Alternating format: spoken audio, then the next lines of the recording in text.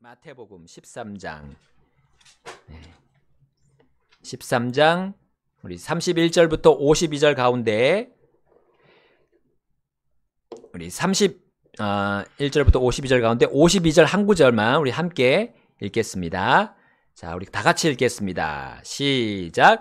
그때에 그분께서 그들에게 이르시되 그러므로 하늘의 왕국에 관하여 가르침을 받은 모든 서기관마다 자기 보고에서 새 것과 옛 것을 꺼내오는 집주인인 어떤 사람과 같으니라 하시더라. 아멘. 새로운 피조물과 하늘의 왕국, 우리 지난 시간이에요. 두 번째 시간입니다. 특별히 우리 예수님께서 말씀하신 비유의 말씀들 가지고 오늘 또 계속 진행하고 하겠습니다. 자, 우리 하늘의 왕국에 관한 이 예수님의 비유의 말씀들은 서로 모순되지 않습니다. 서로를 보완하고 그래서 주님의 뜻을 밝히 드러냅니다. 자, 하늘의 왕국은 세상에 좋은 씨를 뿌리는 어떤 사람과 같다고 주님 지난 시간에 말씀해 주셨습니다. 그 하늘의 왕국에 속한 이 세상에 또한 가라지를 뿌리는 자가 있음을 또 예수님이 비유로 말씀해 주셨습니다. 자, 이것을 시작으로 이제 네 가지의 하늘의 왕국의 비유들을 예수님께서 차례차례 말씀해 주십니다. 자, 이 첫 번째 비유가 이 나머지 네 가지 비유들을 전제하고 있음을 여러분 알 수 있을 것입니다. 자, 이제 이어지는 두 번째와 세 번째 이 하늘의 왕국의 비유는 같은 내용입니다. 자, 우리 31절 말씀과 33절인데요. 제가 31절 읽고 우리 33절 같이 읽어보겠습니다. 31절. 그분께서 또 다른 비유를 들어 그들에게 이르시되 하늘의 왕국은 마치 어떤 사람이 자기 밭에 가져다가 뿌린 겨자씨 한 알과 같으니라. 자, 우리 33절 함께 읽겠습니다. 그분께서 또 다른 비유를 그들에게 말씀하시되 하늘의 왕국은 어떤 여자가 가져와 굵은 가루 서말 속에 숨겨 넣어 마침내 전부를 부풀게 한 누룩과 같으니라 하시더라. 아멘. 자, 하늘의 왕국을 여기 겨자씨와 누룩에 비유하십니다. 자, 일단 우리 누룩을 먼저 보게 되면요, 성경에서 좋은 의미로 나오지 않습니다. 구약에서 우리 누룩을 넣지 않은 빵에 대해서 나오죠. 자, 우리 신약에서도 그 말씀이 또 6월절에 이어서 이제 주의 만찬을 통해 나옵니다. 자, 누룩을 넣지 않은 빵은 죄가 없음을 상징하는 겁니다. 죄 없으신 우리 주 예수님의 모습을 그것이 보여주고 있습니다. 자, 우리 신약에서 예수님은 이 바리새인들과 서기관들의 누룩을 조심하라 했어요. 그리고 그 당시 왕이었던 헤롯의 누룩도 조심하라 라고 말씀하셨습니다. 자, 이게 누룩은 죄를 상징하고요. 또 그 죄에서 파생되는 교리들, 그 실제 삶을 의미합니다. 곧 가라지에 대해서 우리 지난 시간에 들은 것처럼 이 가라지와 연관되어 있는 것이 이 누룩이라고 할 수 있습니다. 가라지들의 활동을 우리 누룩으로 볼 수가 있습니다. 하늘의 왕국은 바로 하나님의 통치 영역인데 그 안에 죄악의 산물인 가라지가 존재하는 이 밭, 이 세상이 포함되어 있음을 우리는 잊지 말아야 합니다. 자, 누룩은 죄의 씨가 퍼진 이 세상의 모든 것을 대변합니다. 좋은 씨, 그의 반대로 좋은 씨는 바로 하나님의 바른 가르침과 교리를 말하는데 바로 이것을 거부하는 것이 가라지고요. 또 여기 누룩과 함께 예수님께서 언급하신 겁니다. 자, 하늘의 진리와 은혜를 거부하는 이 땅의 것들, 우리 옛날에 살던 구원받기 전에 예수님을 믿기 전에 그 삶이 바로 이 누룩이라고 보여주고 있고 그것이 바로 이 세상을 죄로 전염시키는 그 악한 것들인 것을 우리에게 보여준다는 사실입니다. 자, 그러므로 누룩을 넣은 이 어떤 여자에 대한 해석을 어떤 사람들은 교회라고 말합니다. 그러나 결코 그리스도의 신부이자 아내가 될 이 교회를 그 어떤 여자가 상징할 수 없어요. 세상이 점점 좋은 세상이 되고 교회들이 점점 성장해서 이제 의롭게 또 그 의가 이 세상에 딱 뻗어지고 가득 차서 이제 예수님이 그때 재림을 하실 거라는 이 후천년주의자들은 이 여자를 교회로 보는 거예요. 그러나 성경은 후천년주의를 지지하지 않습니다. 세상이 어떻게 됩니까? 주님 오실 때가 되면 점점 더 악해진다 했습니다. 심지어 교회들까지 배교한다 했습니다. 그래서 하나님의 전무후무한 그 극심한 7년 동안의 대환란이 도래할 것을 이 모든 성경이 지지하고 선포하고 있습니다. 예수님께서 이 땅에 오셔야 천년왕국이 시작되는 이 전천년주의를 성경이 지지하고 있습니다. 자, 근데 이 어떤 여자가 누룩을 넣는데 어떻게 넣습니까? 보니까요, 숨겨서 넣는다 했습니다. 31절에 나오죠. 숨겨서 넣는다. 자, 33절에 나옵니다. 자, 이것을 봐도 우리가 부정적인 해석을 할 수밖에 없습니다. 후천년주의와 이 천년왕국이 또 없다고 주장하는 무천년주의는 교리적으로 같아요. 결국 일맥상통합니다. 예수님이 다스리기보다는 이 사람이 다스려서 이 지상을 천국같이 만드는 거죠. 자, 그래서 이 교리들은 성경에서 떠나고 있는, 또 이미 떠난 로마 가톨릭과 또 종교통합 운동을 하는 교회들이 좋아하는 교리입니다. 사람의 세력을 가지고 결국 세상과 타협해서 그 종교체제를 유지하는 그 모든 종교단체들 보십시오. 하나로 뭉치게 될 것입니다. 자, 누룩이 바로 이것을 보여주고 있습니다. 그들의 활동을 보여주는 거죠. 죄악된 활동을 보여주는 것이 누룩입니다. 자, 누룩이 하늘의 왕국에 포함된 이 현 세상의 죄악의 측면을 보여준다면 우리 또 앞구절 31절에 나오는 겨자씨는 어떻습니까? 자, 예수님께서 말씀하신 적이 있어요. 겨자씨 한 알만한 믿음이 있으면 너희가 이 산을 옮기라 해서 저쪽으로 가라 그러면 그게 그대로 이루어진다라고 말씀하신 적이 있죠. 이 믿음을 의미합니까? 이 겨자씨, 그 믿음, 하나님께서 원하시는 그 믿음을 의미합니까? 그게 아니라는 거죠. 자, 그 겨자씨는 하늘의 왕국의 자녀들, 바로 주님의 교회로 연결되지 않습니다. 32절 말씀이 그것을 받침하고 있는데요. 자, 32절 말씀 읽겠습니다. 함께 읽어볼까요? 자, 시작. 그것은 참으로 모든 씨들 중에 가장 작되 그것이 자란 후에는 채소 중에 가장 크며 또 나무가 되니 공중의 새들이 와서 그것의 가지들에 깃들이느니라 하시더라. 여러분 겨자씨 본 적 있으세요? 자, 볼펜 있으시면 볼펜으로 여러분 노트에 한번 딱 찍어 보세요. 딱 찍으면 보입니까? 아주 작게 보이죠? 그 점이. 그게 겨자씨의 크기더라고요. 이 작은 씨가 어떻게 된다고요? 채소들 중에서 가장 크게 됩니다. 심지어 나무가 되는 거예요. 네. 자, 엄청난 성장을 말합니다. 네, 기하급수적인 성장을 말합니다. 자, 물론 무화과나무나 뭐 우리 여기 강릉에 많이 있는 소나무나 그 크기에 비하면 작습니다. 그러나 채소 중에는 가장 크게 되어서 심지어 공중에 새들이 깃든다 했어요.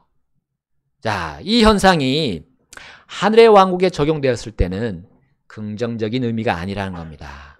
왜냐하면 그것에 깃드는 것이 뭐라고요? 공중의 새들. 자, 우리 하나님께서는 종종 성경에서 새들을 언급하실 때 사체를 뜯어먹는 그 저주의 결과의 새들을 언급하세요. 하나님의 저주가 임하고 그 멸망이 임하고 그 뒤에 이 새들이 그것을 정리하는 작업을 한다는 거죠. 특히 사악한 자들을 멸하셨을 때 그 사체를 뜯어먹은 것이 바로 새들입니다. 그것들이 이 나무에, 이 겨자 나무에 가지에 깃드는 일은 이 어마어마한 크기로 성장한 세력들의 멸망을 기다리는 이 모습을 보여주는 거예요. 하나님께서 자신의 교회를 성장시킬 때는 결코 멸망을 위해서 하지 않으십니다. 그들을 멸망시키기 위해서 그렇게 성장을 허용하지 않으세요. 하나님의 일을 하도록 이 교회가 성장하도록 하십니다.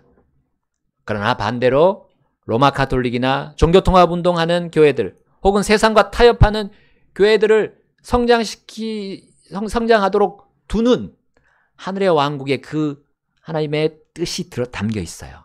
왜냐하면 마지막에는 그 모든 세력들을 한 번에 일시에 심판하실 것이니까요. 그 다음에 그거 사체를 뜯어먹는 새들이 거기에 깃드는 겁니다.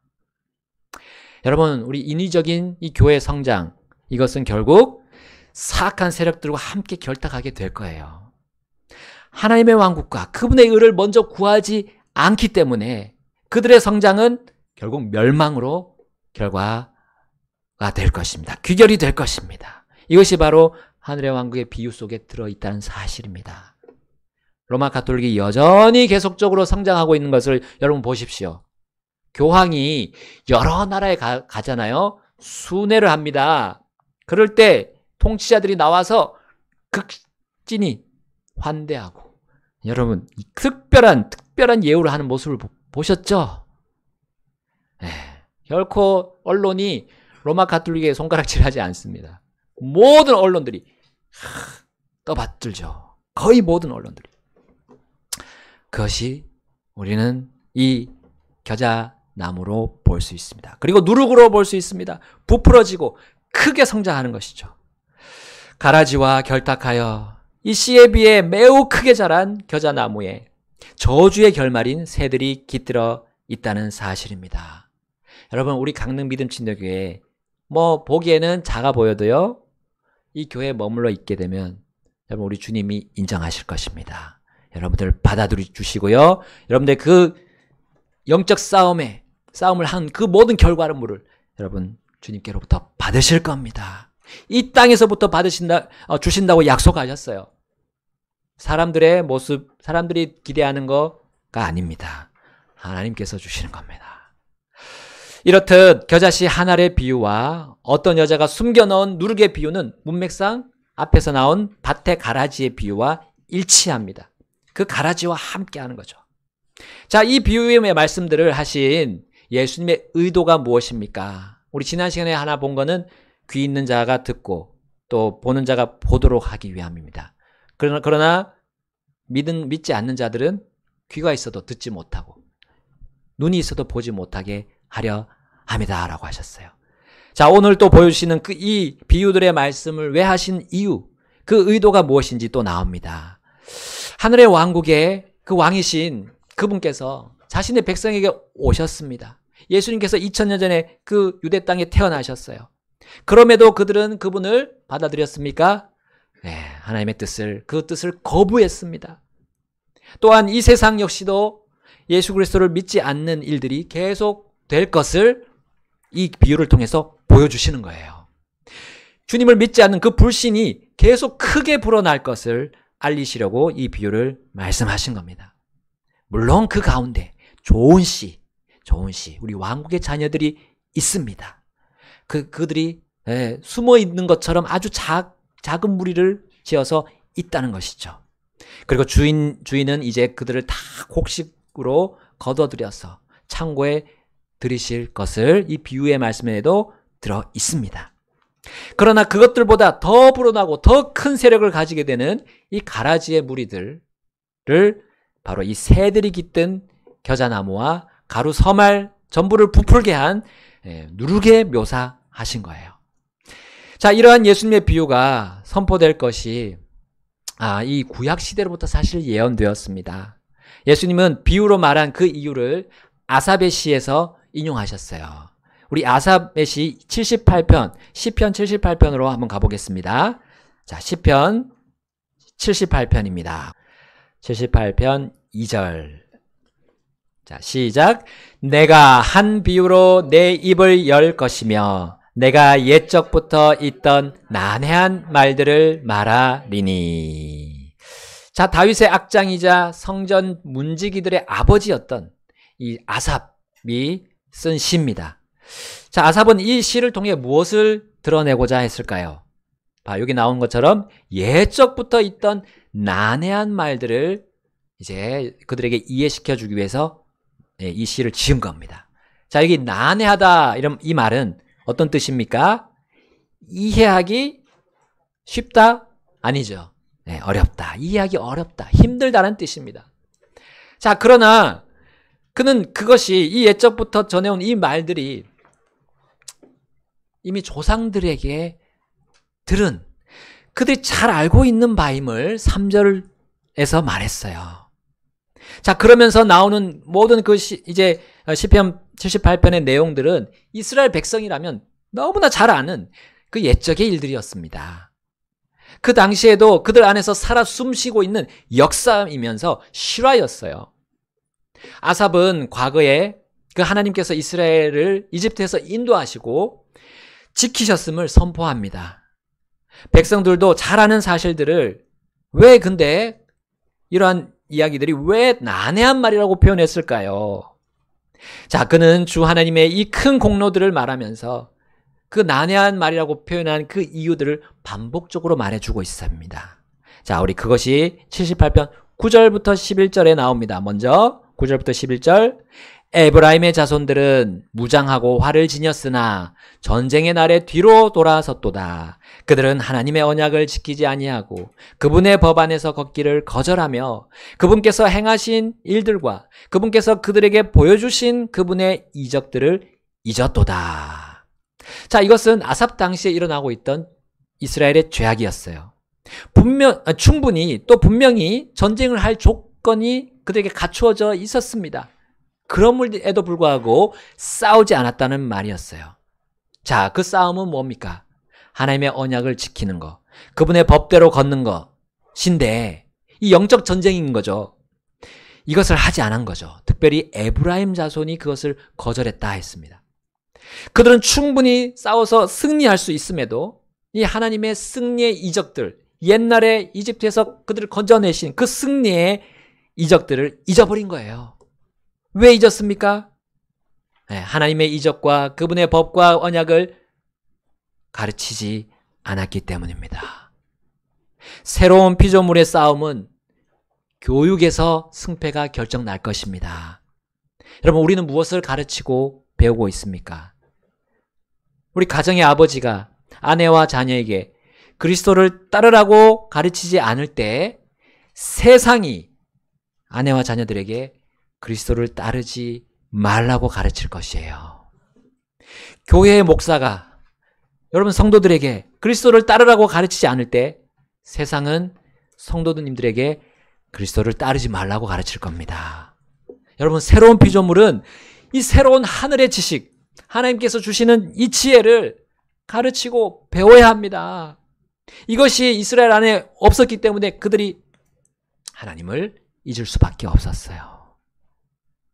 이것을 경고하고 이것에 대해서 밝히 알리는 사람이 바로 아삽이었습니다. 아삽은 악장이었지만 문지기들의 또 장이었지만 그는 설교자였어요. 하나님의 놀라운 업적들과 상반된 것들을 그는 반복적으로 선포하면서 경고합니다. 우리 17절 말씀 또 보겠습니다. 78편 17절. 그들은 광야에서 지극히 높으신 이를 노엽게 함으로 여전히 그분께 더욱 죄를 지었도다. 32절입니다. 32절. 이 모든 일에도 불구하고 그들은 여전히 죄를 짓고 그분의 놀라운 일들을 믿지 아니하였도다. 36절입니다. 36절. 그럼에도 불구하고 그들이 자기들의 입으로 그분께 아첨하고 자기들의 혀로 그분께 거짓말을 하였도다. 41절입니다. 41절 함께 읽어볼까요? 41절 시작. 참으로 그들이 뒤로 돌아서서 하나님을 시험하고 이스라엘의 거룩하신 일을 제한하였도다. 하나님께서 그들에게 승리를 주시고 정말 놀라운 일들을 보여주셨는데도 그걸 믿지 않은 거는, 그걸 믿지 않고 그분을 신뢰하지 않는 거는 뭡니까? 그분의 그 능력과 권능을 제한하는 겁니다. 사람이 하나님의 그 무한하신 능력을 제한할 수 있습니까? 감히 근데 이스라엘이 그렇게 했다는 거예요. 왜냐하면 하나님을 그들이 신뢰하지 않았기 때문에. 그리고 그들 하나님에 대해서 가르치지 않았기 때문이에요. 자, 56절 57절입니다. 함께 읽겠습니다. 56절 57절 시작. 그럼에도 여전히 그들이 지극히 높으신 하나님을 시험하고 경노하게 하며 그분의 증언들을 지키지 아니하였고 오히려 뒤로 돌이켜 자기들의 조상들같이 불성실하게 처신하였으며 그들이 속이는 활처럼 빗나갔도다. 아멘. 죄에 대한 그 정의가 여기 나옵니다. 빗나간 활. 네. 죄의 정의 중에 하나가 이 활을 쐈는데 표적에서 관역에서 빗나가는 걸 의미하는 거예요. 여러분, 이스라엘 백성들은 죄를 누룩처럼 계속 가지고 갔기 때문에 그것이 점점 불어났던 것입니다. 그리고 성군이라고 할 수 있는 이 다윗 왕 시대임에도 불구하고 그 나라를 전복하려는 세력들이 잔존해 있음을 아삽이 경고하면서 알렸던 거예요. 특히 그 세력의 기반은 이스라엘 외부에서 들어왔다는 것을 이 아삽은 간파하고 있었습니다. 자, 이집트에서 나올 때 이스라엘 안에는 어떤 무리들이 있었습니다. 그 무리의 이름이 섞인 무리라 했어요. 섞인 무리. 이스라엘 백성들이 아닌 거죠. 그러면 누굽니까? 이제 이집트가 완전히 10가지 그 재앙으로 거의 멸망당했다시피 했잖아요. 자, 그것을 보고 이제 이집트에 못 살겠다 하고 나온 이집트 사람들이에요. 그들이 이교도들이었어요. 하나님을 믿지 않는 자들이었어요. 그러니까 그냥 거기서 빠져나온 거예요. 일단 빠져나와도 보니까 이스라엘 백성이 가고 있는 겁니다. 그들 뒤를 꽁문을 쫓아온 거예요. 그런데 이들이 무슨 일을 저지릅니까? 이스라엘 뒤에서 반란을 주동하는 주동자들이었어요. 사람들을 선동하는 선동자들이었어요.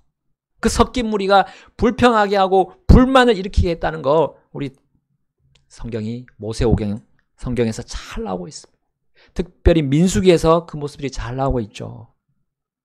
그래서 결국 이스라엘을 멸망으로 이끌고 갔음을 이 아삽이 경고했던 겁니다. 자, 그러면서 이제 79편 넘어와서 아삽이 이렇게 말합니다. 그 사실에 대해서 이렇게 말합니다. 79편 1절 2절입니다. 오 하나님이여, 이 교도들이 주의 상속 제산 안으로 들어와서 주의 거룩한 전을 그들이 더럽히고 그들이 예루살렘을 폐허더미 위에 두었나이다. 2절입니다. 함께 읽겠습니다. 2절 시작. 주의 종들의 시체들을 그들이 하늘의 날짐승들에게 먹을 것으로 주었고 주의 성도들의 살을 땅의 짐승들에게 먹을 것으로 주었나이다. 여러분, 우리 새로운 피조물들이여, 우리의 주적이 누군지 분명히 인식해야 됩니다. 누가 우리의 가정, 교회, 사회와 국가를 위협하는지 우리 알아봐야 돼요. 그리고 그것이 우리의 적이다, 주적이다라고 확신해야 됩니다. 무슨 교리들이 우리를 넘어뜨리려고 하고 있습니까? 무슨 또 사상들이 우리를 더럽히고 피폐하게 만들게 합니까? 우리 성경을 탐구해 보십시오. 분명히 그 해답을 알 수 있을 것입니다. 우리 사랑하는 가족, 우리 친구, 이웃들에게 바로 하나님이 주신 이 놀라운 말씀으로 가르쳐 주면서 우리 살아가야 됩니다. 그래야 우리가 생명을 살리는 일에, 주님이 그렇게 하시는 일에 우리 함께 동참할 수 있어요. 많은 세상의 이념들, 사상들이 오히려 생명을 없애는, 사망으로 이르게 하는 그런 교리들로 득실득실거리지 않습니까? 그런 논리들로 가득 차 있지 않습니까? 진화론적인 사상이 얼마나 우리 가정 안에 들어와서 그렇게 또한 모든 정치 체계 안에, 경제 체계 안에 들어와 있습니까? 이것이 하나님의 법에서 떠나게 하는 겁니다. 약육 강식, 그것이 사람들의 어떤 삶의 기본이 되고 가치관이 되고 있지 않습니까? 그것은 아닙니다. 그것은 마귀의 교리고 마귀의 가르침입니다. 예수님은 바로 이 시편 78편, 79편을 인용하시면서 자신이 왜 비유를 말씀하시는가 얘기하셨던 거예요. 다시 본문 마태복음으로 가보겠습니다. 마태복음 13장 34절, 35절 보겠습니다. 34절입니다. 예수님께서 이 모든 것들을 그 무리에게 비유로 말씀하시고 비유가 없이는 그들에게 말씀하지 아니하시더라. 자, 35절 그 이유가 나오죠. 시작. 이것은 예언자를 통해 말씀하신 것을 성취하려 하심이니 이르시되 내가 비유로 내 입을 열겠고 세상의 기초를 놓을 때부터 은밀히 간직된 것들을 말하리라 하셨음이라. 아멘. 예수님은 하늘의 왕국의 비유를 우리에게 주시면서 우리의 주위에 크고 작은 사건들의 그 이유가 있다는 것을 보여주시고 깨닫게 하십니다. 왜 그런 일들이 일어나고 왜 우리 한국에 또 이런 국가 비상사태가 일어나는가? 여러분, 그중 한 가지는 불신자들이 마음이 깨어져서 새로운 피조물이 되게끔 하는 하나님의 역사입니다. 막 혼란하게 되면 사람들이 불안에 떨립니다. 그리고 이것을 해결하기 위해서 어떤 방책을 찾으려고 해요. 그럴 때 그들이 영적으로 뭔가 문제 있음을 알게 되는 겁니다. 자신들의 삶이 지금 배부르고 별 문제 없을 것 같은데 왜 이런 일이 벌어지는가 생각하는 거예요. 생각하게 되는 겁니다. 자신의 안일하게 살았던 그 삶을 다시 돌이켜보는 거예요.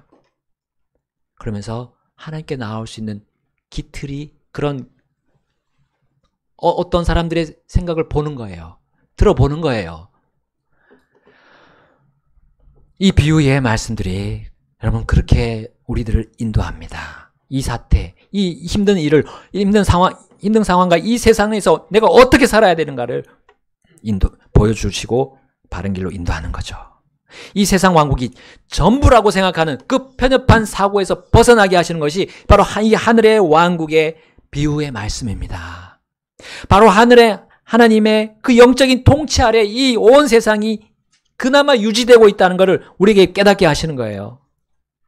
세상의 기초를 놓을 때부터 사람들에게 전해준 그 복음을 듣고 이 하나님의 말씀, 이 복음을 듣고 고난과 혼란을 큰 자극으로 삼아서 돌아오게 하시는 거예요.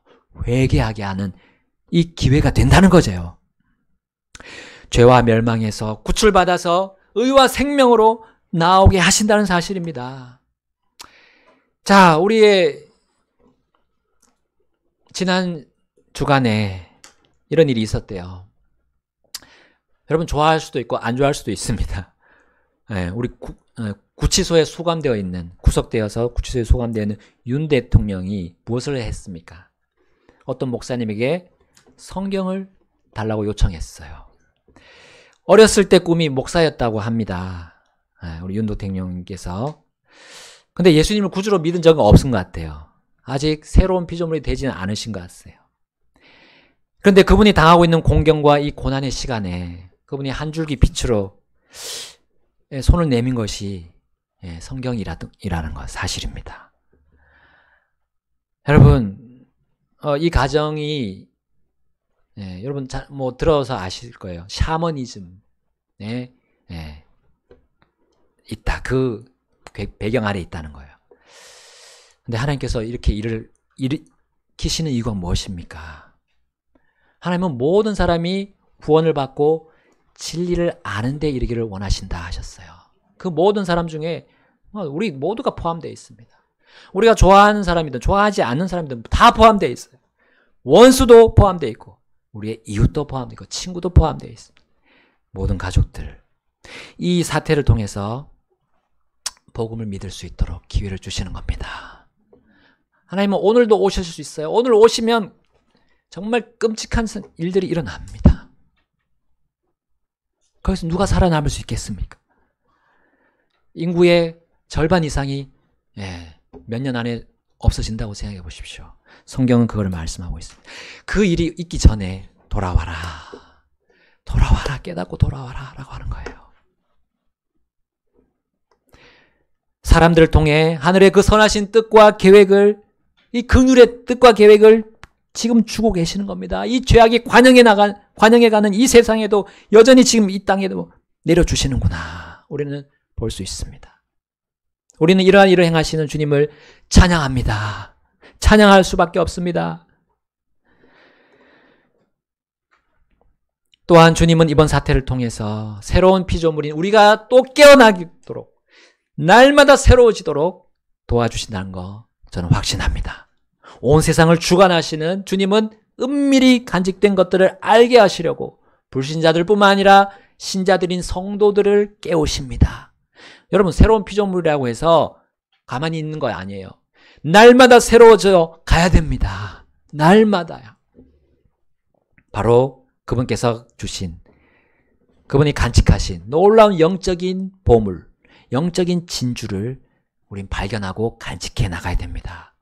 이것들은 바로 좋은 씨와 가라지, 곧 하나님의 자녀들과 마귀들의 자녀들이 싸우고 있다는 그 진리의 말씀이에요.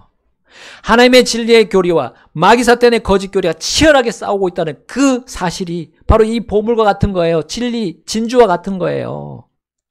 그리고 그 싸움에서 우리가 누구의 편에 서야 한다는 거, 우리 분명하게 깨닫게 하시는 것이 바로 이 우리에게 간직해야 될 보물과 진리입니다. 겉은 썩지만 우리 영이 날마다 새로워가도록 우리 예수님은 새로운 피조물에게 이 값진 말씀을 계속해서 주십니다. 자, 44절부터 46절 말씀 읽겠습니다. 44절.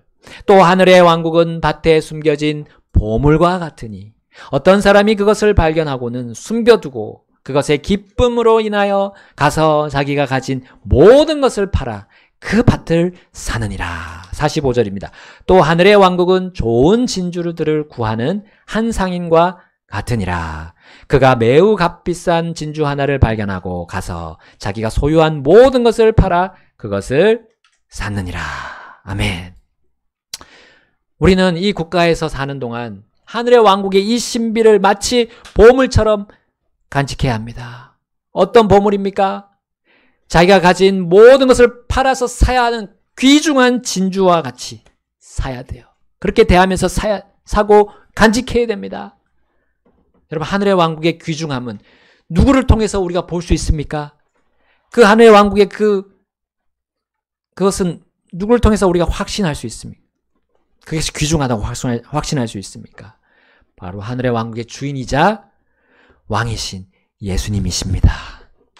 그분이 하늘의 왕국 그 자체라고 해도 과언이 아닙니다.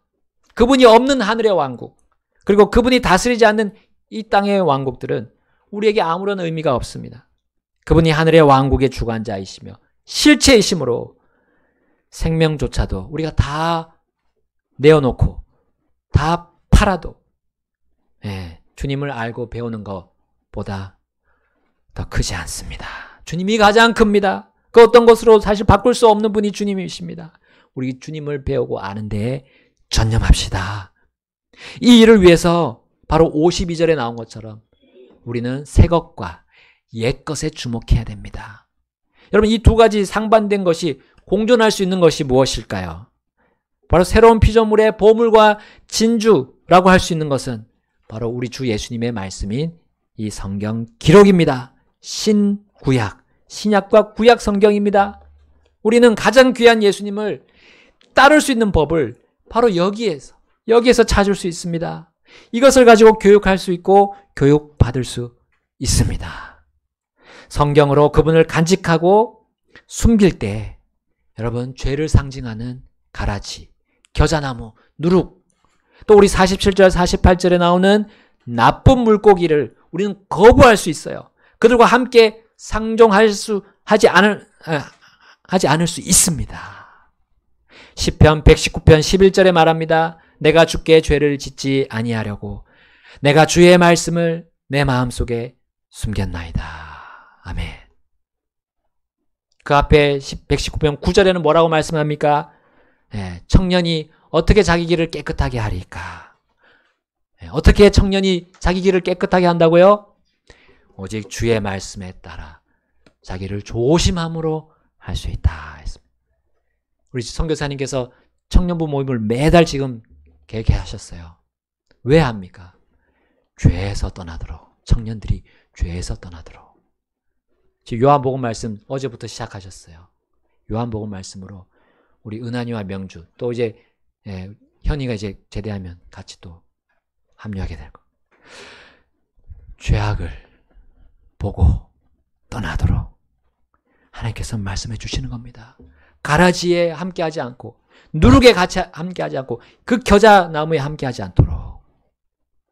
또 나쁜 물고기가 되지 않도록 주님이 말씀으로 선포하실 겁니다. 자, 이것이 우리의 보물과 진주입니다. 새로운 피조물을 세상의 죄악들에서 지켜서 날마다 새롭게 하시는 예수님의 말씀입니다. 이제 마무리하겠습니다. 또한 이 보물과 진주는 예수님께서 또 자신이 가장 귀한 생명의 피를 주고 사신 새로운 피조물들입니다. 바로 성도들이에요. 바로 교회라고 할 수 있습니다. 예수님은 이 더러워져가는 세상에서 멸망으로 가던 사람들에게 자신의 음성으로 부르셨어요. 계속 불러오십니다. 지금도 부르십니다. 이 더러운 행로에서 빠져나와라. 그들의 죄들에 참여하지 말라. 부패한 세대로부터 나와라. 회개하라. 하늘의 왕국, 또 이 하나님의 왕국이 가까이 왔기 때문이라 라고 선포하고 계십니다. 이 그분의 부르심에 듣고 그분께 나온 사람들은 그 사람들을 예수님은 자신의 보물, 진주와 같이 삼으십니다. 그를 그리고 영원히 지켜주십니다. 영원히 보존하십니다. 주님이 보장하십니다. 천하보다 귀한 한 혼이라고 했어요. 그 한 혼이 세상을 다 바꿔도 그 한 혼을 건져낼 수 없습니다. 주님께서 그만큼 귀하게 여기시는 여러분 한 분 한 분이십니다. 그 혼입니다. 그것을 얻기 위해서 주님은 자신의 가장 귀한 보혈을 흘리셨습니다. 그 피를, 그 순결한 피, 죄 없는 피, 어떤 돈을 주고도 살 수 없는 그 죄를 씻는 속죄 헌물이 주님이 되셨어요. 그 어떤 면죄부도 될 수 없는, 이 세상에 어떤 것도 면죄부가 될 수 없습니다. 오직 주님께서 면죄부이십니다. 그 예수님을 여러분 구주로 믿으셨습니까? 그 나의 인생의 전부인 것으로 정말 받아들이셨습니까? 그러면 오늘이 새로운 피조물로서 또 새롭게 될 수 있는 날입니다. 이 세상 사람들 정말 새로운 걸 많이 만들어냅니다. 계속해서 발명합니다. 그러나 그것이 정말 새롭습니까? 전도서 말씀에 해 아래 새 것이 하나도 없다 했습니다. 근데 유일한 새 것 있다면 우리들입니다. 새로운 피조물들이에요. 하나님께서 건져내신 우리들입니다. 그렇다면 우리 이제 어떤 삶을 살아야 됩니까? 주님이 주신 이 새 것, 또 옛것이지만 또 날마다 새롭게 되는 이 하나님의 말씀에 우리 집중합시다. 그리고 이것이 우리의 삶의 기준이 되게 합시다. 삶의 지침이 되게 하시고 또 주님의 이 말씀이 우리의 실행의 교과서가 되게 합시다. 다 같이 우리 이 시간 기도하시고 주님 앞에 결단하겠습니다.